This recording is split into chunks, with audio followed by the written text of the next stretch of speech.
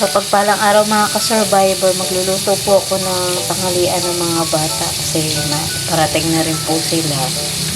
Yung, yung panganay ko po alas 12 po yung umuwi. Tapos ang bunso po mga 11:30 na rin na po kasi yun.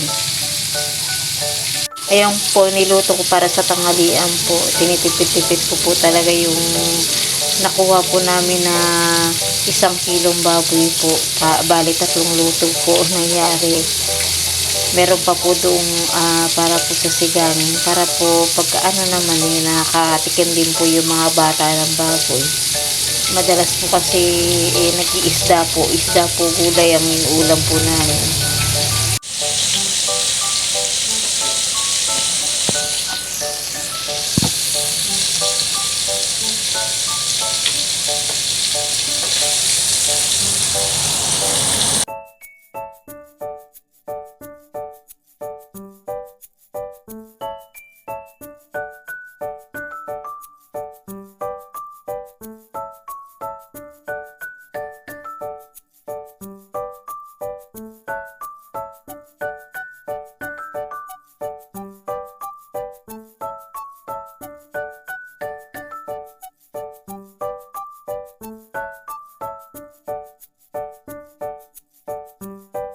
Ito na po ang ulam namin para sa tanghalian. Tayin ko na lang po yung mga anak ko.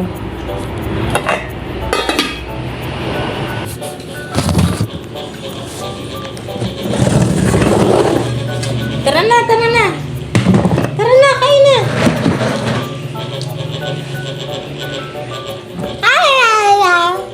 Mamaya na yung dog muna. Pray muna tayo.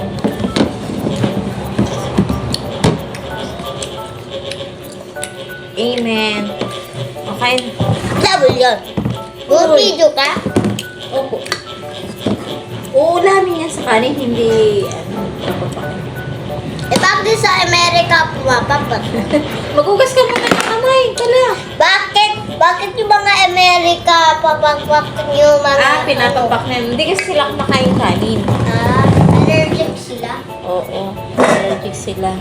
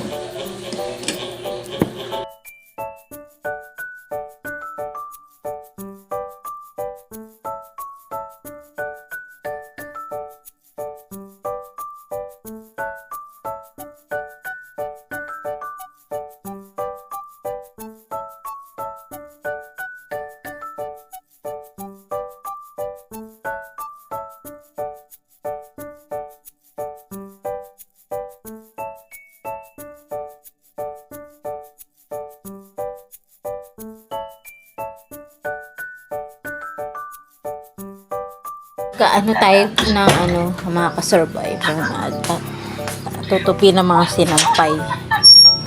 Ibang ikaw na yung nasa harap mo sa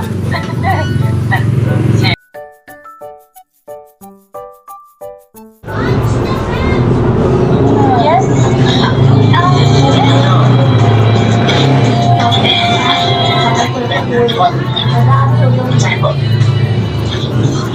Hindi, nandun na naman ako ng tanghali. Oo, ako. Salamat sa panonood mga ka-survivor. God bless po.